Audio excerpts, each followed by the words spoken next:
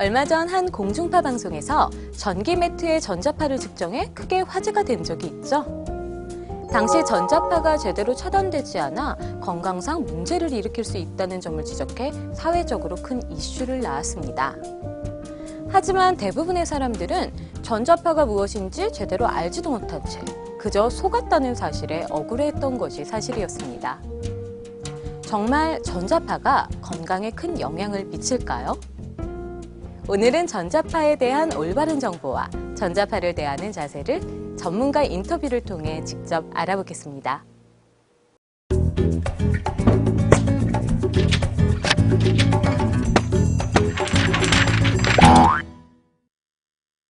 실은 전자파는 어떤 에너지라고 생각하시면 됩니다. 에너지인데 우주의 생성과 동시에 생긴 에너지입니다. 그러니까 우주가 없어지지 않는 한 전자파는 저희에게 항상 존재할 수밖에 없는 어떤 에너지라고 생각하시면 됩니다. 예를 들면 엑스레이도 전자파고 우리가 쓰는 휴대폰이라든가 뭐 AM, FM, 라디오 이런 것도 모두 다 전자파의 한 종류이고 그 다음에 뭐 원적외선이라든가 가시광선 이런 것들도 전자파의 한 종류라고 보시면 됩니다. 그러니까 전자파라는 것이 굉장히 광범위한 개념입니다. 전자파가 무엇인지 감이 오시나요? 인터뷰 내용을 간략하게 요약하면 전자파란 자연 발생하는 지구 자기장부터 인위적으로 발생하는 전기나 통신 분야에서 발생하는 저고주파 전자파, 그리고 적외선 가시광선 등과 같은 빛 에너지를 통틀어 일컫는 하나의 에너지라는 말입니다. 하지만 우리는 인위적으로 발생하는 구간, 즉 전자제품이나 송전선, 휴대폰 등에서 발생하는 전자파만을 전자파로 인식하고 있죠. 이 범위 안의 전자파는 크게 저주파와 고주파 전자파로 나뉘는데 통상 전자제품이나 송전선에서 발생하는 전자파를 저주파 전자파로, 휴대폰이나 위성통신, 전자레인지 등에서 발생하는 전자파를 고주파 전자파로 분류하고 있습니다. 이런 전자파는 크게 두 가지 전자파의 합이라고 볼 수 있는데요. 바로 전기장 전자파와 자기장 전자파입니다. 전자파는 기본적으로 전기 에너지와 자기 에너지가 동시에 존재해야 되고 그것이 서로 에너지를 주고받으면서 진행을 하게 됩니다.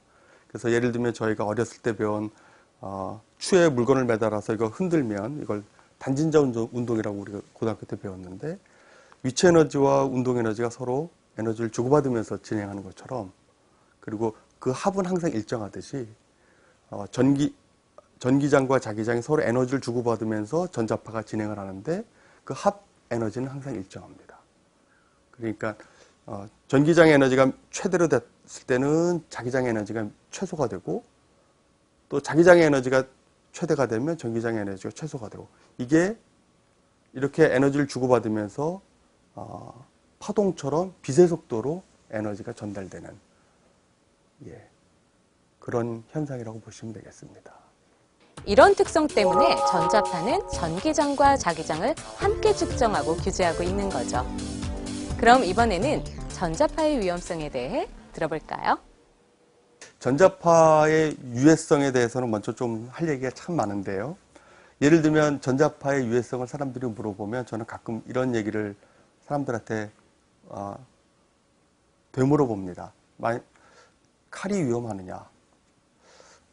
칼 가지고 만약에 나쁜 짓을 한다면 굉장히 위험한 도구지만 그걸 가지고 어머니가 집에서 요리를 하거나 그럴 때는 굉장히 유용한 도구 아니겠습니까? 전자파도 마찬가지입니다. 우리가 어떻게 사용하느냐에 따라서 굉장히 유용한 것일 수도 있고 굉장히 위험할 수도 있습니다. 근데 무조건 전자파는 나쁘다라고 얘기한다면 그건 굉장히 잘못된 생각이라고 생각하고요. 전자파 중에 전리 방사를 하는 것이 있습니다. 예를 들면 감마레이라든가 엑스레이 같은 것은 우리가 다 알듯이 많이 쪼이면 위험합니다. 그렇지만 우리가 알고 있는 대부분의 전자파, 예를 들면 가시광선이라든가 적외선, 자외선, 그다음에 근적외선, 그다음에 라디오파 AM, FM, 라디오 이런 것들은 비전리 방사라고 우리가 분류할 수 있는데 그런 것들은 그렇게 많이 위험하지는 않습니다. 예를 들면 우리가 햇볕을 많이 쬐면 살갗이 타죠. 그 정도라고 생각하시면 됩니다. 저희 나라에서는 실은 이런 이제 전자파의 인체 유해성이라든가 이런 것에 따라 걱정을 하기 때문에 국가에서 전파법으로 그 규제를 명확하게 해서 그 규제를 통과하지 못하면 시중에 물건을 팔지 못하게 되어 있습니다. 지금 보신 바와 같이 전자파의 유해성은 다소 과장되어 있다는 것이 전문가의 의견입니다. 그럼에도 불구하고 많은 사람들은 전자파가 굉장히 유해하다고 보고 있는 것이 현재의 실정이죠. 게다가 전자파를 차단해준다는 제품들은 이런 정보를 과장해 마치 건강에 큰 위협이 되는 것인 양 협박 아닌 협박을 하고 있는 것입니다. 그렇다면 널리 알려진 전자파 차단 제품들의 효용성은 어떨까요? 실은 전자파를 차단하기 위한 여러 가지 방법이 있습니다. 근데 대부분의 경우는 뭐 보안상의 문제라든가 또는 어떤 기기를 보호한다든가 측정하기 위해서 많이 사용하는데 요즘은 이제 일반 사람들도 굉장히 관심이 많습니다. 그래서 예를 들면 벽지라든가 커튼이라든가 뭐 창문 이런 것을 가지고 전자파를 일부 특정한 주파수 대역을 차단할 수 있습니다. 그렇지만 그게 정말 얼마나 효용성이 있는 것인지는 별개의 이야기라고 생각하면 될 것 같고요. 기존에 알려져 있던 뭐 선인장이나 동전이나 뭐 숯도 있었는데 효과에 많은 의심이 생길 수밖에 없는 그런 것이고요. 그런 것은 큰 효과가 없다고 보시는 게 맞는 것 같고요. 그 다음에 그런 것들이 대부분 어떤 특정한 주파수 대역에 아주 제한된 차단 효과밖에 없다라는 것에 염두에 두시는 게 좋을 것 같습니다. 전자파 차단 제품들이 사실상 큰 효과가 없다는 이야기인데요. 그렇다면 조금이라도 전자파가 걱정되는 분들은 어떻게 하는 게 좋을까요? 그러니까 인체 영향을 보신다면 예를 들면 고출력 전자파 기기들을 사용하는 예를 들면 전자레인지 물론 우리 가정에서 사용하는 전자레인지가 법으로 엄격하게 규제가 돼 있어서 통제가 되지만 오래 사용하다 보면 부품들이 낡기도 하고 전자파를 나오지 못하게 잘 쉴딩을 해놨는데 그게 마모가 되거나 망가지면서 새어나올 수도 있기 때문에 예를 들면 전자레인지를 쓸 때는 근처에 가지 않는 게 현명한 방법이겠죠.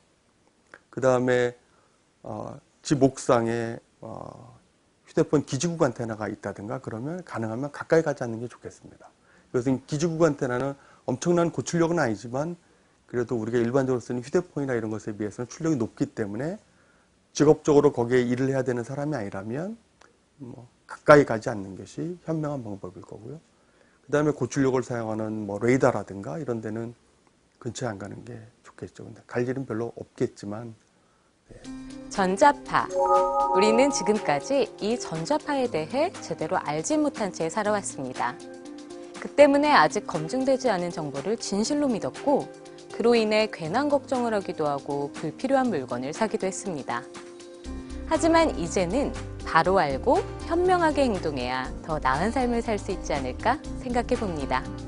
저는 다음 시간에 뵙겠습니다.